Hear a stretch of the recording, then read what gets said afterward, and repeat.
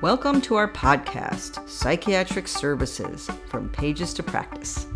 In this podcast, we highlight new research or columns published this month in the journal Psychiatric Services. I'm Lisa Dixon, editor of Psychiatric Services, and I'm here with podcast editor and my co-host, Josh Berezin. Hi, Josh. Hi, Lisa. Today we have a special treat. We're interviewing co-authors of a column, partnership column, that I think focuses on the peer workforce that I think you're going to love. And your dog loves it too. Yes. So we're very lucky to have Nev Jones, assistant professor of psychiatry at the University of South Florida, and Christina Mangurian, professor and vice chair for diversity and health equity at the University of California, San Francisco Department of Psychiatry, here today to talk about their column, Peer Specialists in Community Mental Health, Ongoing Challenges of Inclusion.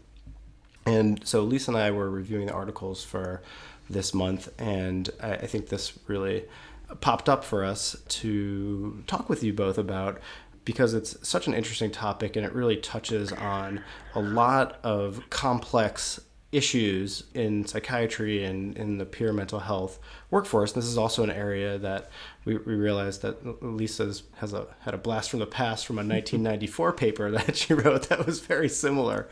So lots of experience on the line.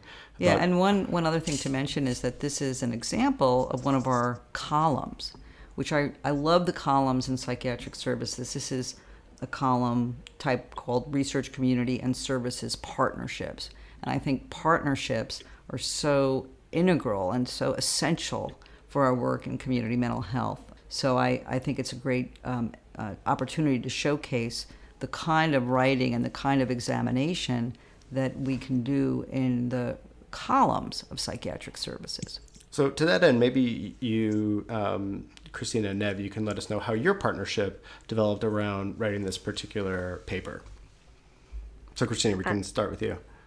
Yeah, sure. Thank you so much. And thanks so much for having us. I think that how this started was through my own experience and the experience of others that I work with who are working in community mental health settings. I think all of us kind of know in our guts that having people with lived experience working in community health settings adds a huge value to the healthcare team and the health of the people that we're serving. But when myself or others have actually gone through the process in hiring peer specialists, we've noticed kind of real structural issues and complexities that haven't really been ironed out in making these roles as successful as they could be. And so I was thinking about writing a case study about this piece. And when I thought about doing that, I immediately reached out to Dr. Jones, who is, has research expertise in this area and knows much more than I do about the current state of various policies and thinking in this area. She's actually lectured to my public psychiatry fellows in the past and is just a wonderful scientist. And Nev, how did you get interested yourself in this area of psychiatric services? Sorry, that's a really difficult question to answer. What was one of the things that brought you to this kind of corner of research? Well, I'm really interested in organizational and kind of systems level issues related to community mental health. Meaning, what is it about organizations, programs that kind of creates or leads to, kind of successful, effective, recovery-oriented, progressive program and services, and what kind of, detracts from that, what creates barriers, what sort of stops things from working well. And so I'm not just interested in sort of the peer workforce. Kind of a lot of my earlier work was really kind of focused on trying to understand how different providers at different levels work together, but certainly peer specialists have become, kind of a huge and very kind of quickly growing component of the overall community mental health workforce.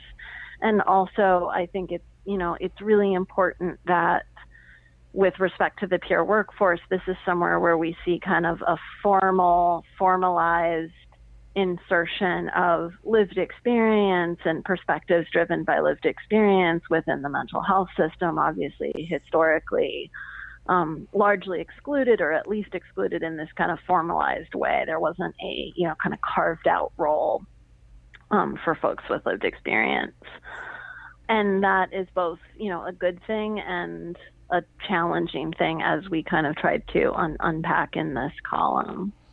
Yeah, and you bring up, I think, introduce a lot of the complexities around the peer mental health workforce. But here in this column, you're really focusing on a couple specific issues like hiring, accommodations, and retention of peers in the workforce. So I think the way the column is organized is that you have the case study and then there's a commentary around the case study. So maybe, Christina, you can just give us like the basics of what the case study is about. Yeah, and this is kind of more of a composite, right? From various people's experiences, because I think it's very important to respect the confidentiality and privacy of people with lived experience. And so I think that I'm just letting you and the people listening know that this is a kind of an example of a lot of different kinds of situations and some issues that can come up. Mm-hmm. And so basically, the general idea is that this person, a peer counselor, is being hired to work for a research study in a community mental health setting. There were some job requirements about being a peer navigator and keeping some spreadsheets, attending meetings. There were people applied for the position. A few people were selected. The person that was selected was more of a, I would say, quote unquote, match to the clinical experience that a lot of the patients had in that setting, meaning that this was a community mental health clinic with a lot of people who had experienced homelessness and other psychotic disorders. And the person who had applied in this case example had similar clinical features and experiences as the other patients. So Christina, I just wanted to echo that I think a number of us who have been in the role of hiring can completely connect with some of what you've just said, in the sense that I know in the early psychosis programs that Nev and I are both familiar with, there's a constant struggle in hiring. Do you hire someone who's young and they match in age with the population of individuals served, or do you match in terms of experience of illness? So the point I want to make is I think a number of us listening will be able to connect with some of these questions. The idea of matching and exactly. what level of matching do you make, right? Yeah, exactly. Mm-hmm. Exactly. And then also I think this idea of kind of hiring as peer specialist, and it might be different. I think there have been some different settings where peer specialists are kind of hired within from kind of supported employment programs, and some are hired from outside, right, that apply for a job. And so in this case, how we outlined it was this person was hired from outside, so was offered to attend internal peer-to-peer supported employment meetings, but the person hiring them didn't ask about outside supported employment therapists, for example. So those are two kind of issues. The matching is one issue. The talking to the supported employment therapist or not is another issue, if that person exists. And then there were issues that came on the job, as we describe here, of, again, in this composite about, and people can go and read the case, but it's kind of like having a job where you have on your ID saying peer specialist, you're labeled, you're outed as having lived, if you're in a community mental health clinic, you're outed to the team in a different way than a social worker, a psychiatrist, another staff member who may also have lived experiences not explicitly outed.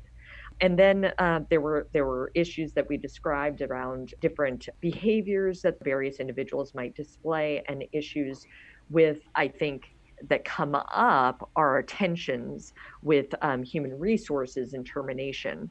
And what brought up for me was around really thinking in this and wondering about it was around ADA accommodation. So those were some other things that had come up in there as in the case describes a person who become disruptive and irritable. And well, maybe those would be that irritability might have been some part of that person's illness, right? And how do we it started raising questions that we try to kind of explore a little bit in the rest of the column. And I mean, I just thought some of these questions that you brought up were so interesting. And for myself, this question about what you're talking about being outed, and me just thinking through, like, why do my lived experiences in the mental health system or with mental health issues, why do those get to be private and other people's have to be public? And is that actually inherent in what a peer is doing in a clinic, or is that something that we really need to think more about? And so, Nev, I think your commentary on this brings up a lot of really interesting points, probably more than we have time to cover here, and people can look at read the column, and I think it'll be very thought-provoking for people. But what are there other things that, like, you would really like to highlight that stood out for you that this brought up for you? Yeah, I mean, one thing I would emphasize, and when Christina first contacted me and described the sort of case that we were working with, everything was very familiar to me from multiple experiences across different organizations over the years. And so not just the challenges around hiring, but hiring somebody who has more significant ongoing functional disability, meaning that over the course of the time that they're working, they're actually experiencing, pretty distressing, significant symptoms, which often become kind of entangled with behavior in a very challenging way, and a way that's very challenging to sort of tease out, as well as the agency of it. What is a choice somebody's making? What is really kind of a reflection of things that they're struggling with and outside their control? And then this leading to termination, which I've actually seen happen many times, even in very, very experienced kind of institutions and agencies that have a long track record of working with and hiring peer staff. So what I would really want to emphasize too is this sort of challenge of psychiatric disability, psychiatric disorders, as we all know, are extremely heterogeneous, really heterogeneous in terms of course and in terms of what people are actually kind of struggling with or not. So you could have experienced very severe psychosis, for example, in the past, and 10 years down the road be experiencing nothing, or you could be really kind of continuing to struggle in a very significant way. Now, kind of most often who the system tends to favor, not only in provider roles, but other kinds of, speaker, advocate, leader roles, are people who are, in a certain sense, quote unquote, recovered, who are doing well, who look normal, who talk normally, and who really kind of tends to drop out and is underrepresented, are people who are actively kind of struggling. And yet, when we think about serious mental illness in the United States and the problem that so many of us as community mental health workers and researchers are struggling with, it is how to kind of serve and support people with the most significant levels of disability. Mm-hmm. So there's a risk of creating a real disconnect when we hire peer providers who are really doing a lot better, have ostensibly kind of followed a different course. And I think that's really important. And the fact that so often it doesn't actually work. We haven't, in terms of infrastructure policy, really, resolved the challenges of figuring out how to really support people in those roles. One piece of that is certainly accommodations. And then we end up actually firing or, having to terminate. And I say that without any judgment. I mean, that it happens for good reasons, but we end up in that kind of situation.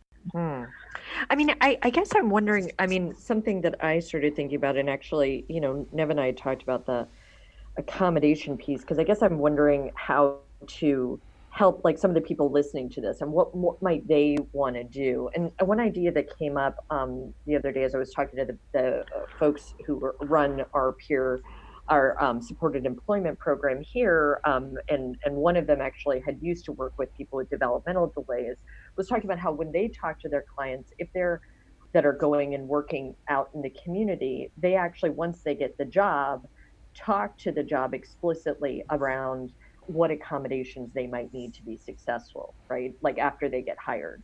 And that can be a tricky thing for somebody with lived experience to have to be saying, right, to somebody as they're being hired and ask for those things.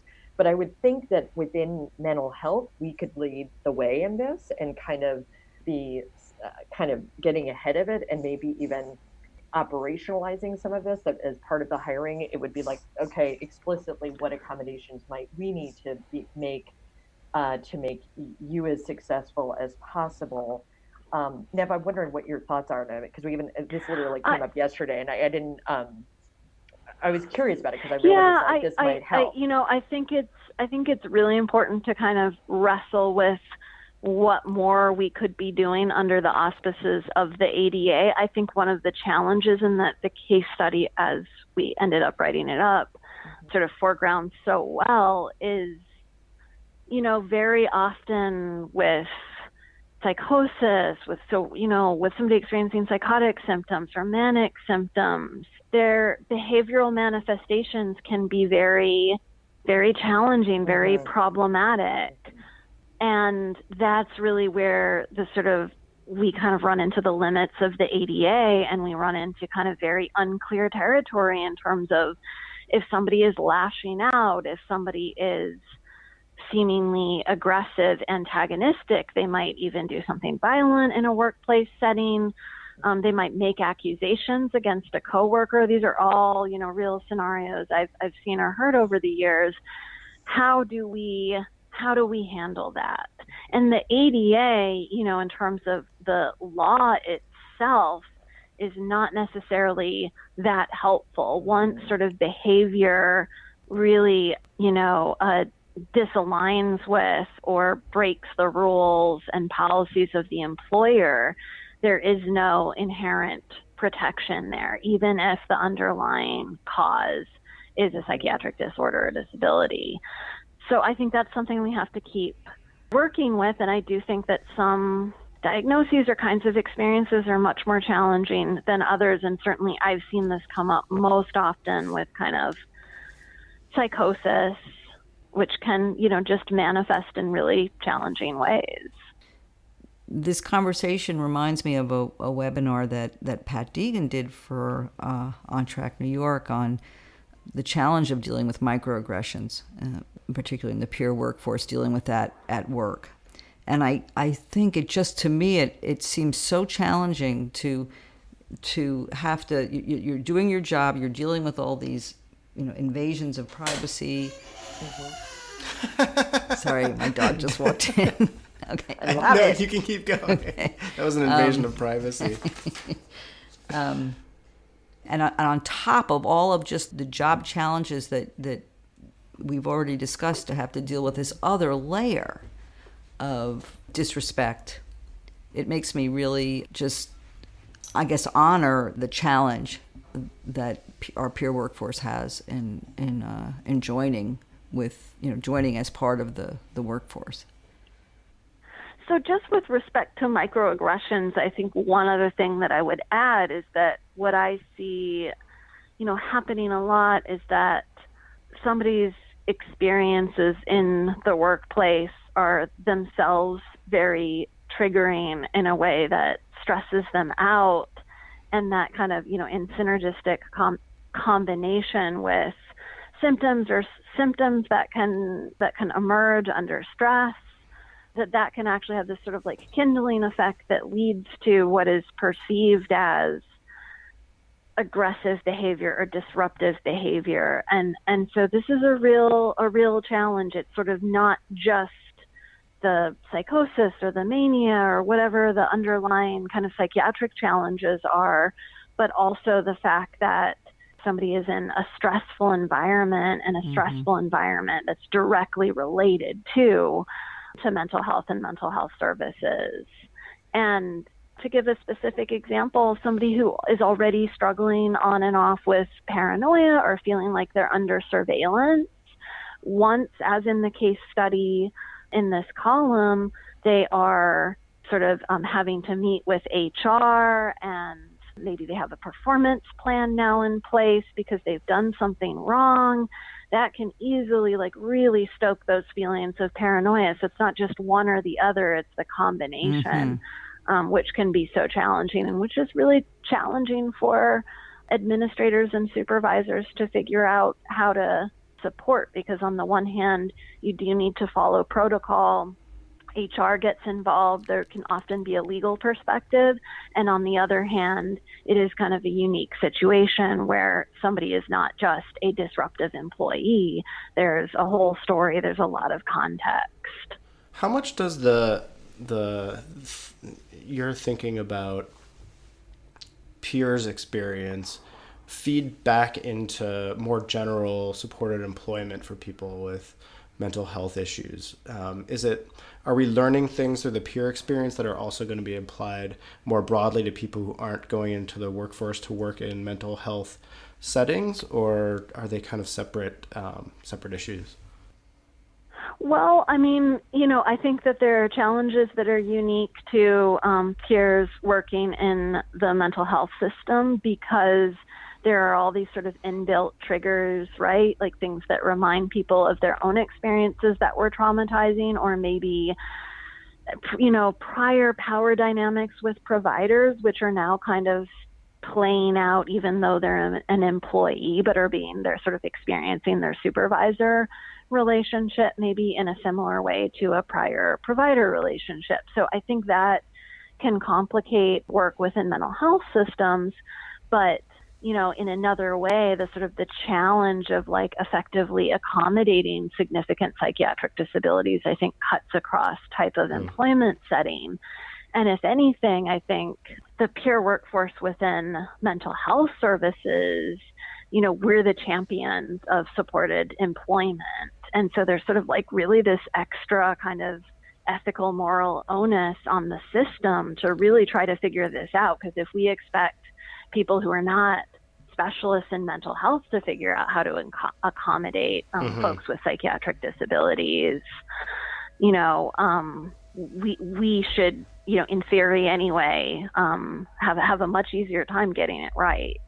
And if we can't, that sort of suggests that there's really a lot of work still to be done. One of the other things that I really like about the column, and that I think our readers and listeners will like, is that you're not just making this commentary, but you're laying out kind of a research agenda. And one thing it makes me wonder about is, Lisa, you were writing about this back in the 90s. So what's it like reading about this 25 years later? Like, how far have we come, or have we come anywhere at all? Well, from my standpoint, I do think huge progress has been made. And to have an analysis and the partnership of Christina Mangorian and Nev Jones, in articulating the issues, in providing examples, and providing future direction, I think we were flailing. I mean, this was in 1994, and I had the good fortune to take a job where the visionary creators of this ACT team included consumer advocates and actually a family outreach worker on this ACT team. I do think that while clearly we have a lot more work to do, I think there's much more structure, there's much more, I think, transparency and systematic thinking. And I feel that even the acceptance of this of having the peer workforce as an important, critical part of the system would never have been imagined, I think, at the time in 1991, 92, when I started out as a young clinician. Yeah, and so we hope people will check out the column and see what the next steps are. So thank you so much, Christina and Nev, for joining us, and hopefully we'll be hearing more from you soon. Well, that's it for today. We invite you to visit our website, ps.psychiatryonline.org, to read the column we discussed in this episode, as well as other great research. Also, we remind you to check out the Editor's Choice topic collections available now. Sign up at appi.org/ETOCS. That's appi.org/ETOCS. I think we are just about to release a new collection on crisis services. Oh. We also welcome your feedback. We do read it. Please email us at psjournal@psych.org. I'm Lisa Dixon. I'm Josh Beresin. Thank you for listening. We'll talk to you next time. Bye-bye. Dodger, stop scratching. Okay.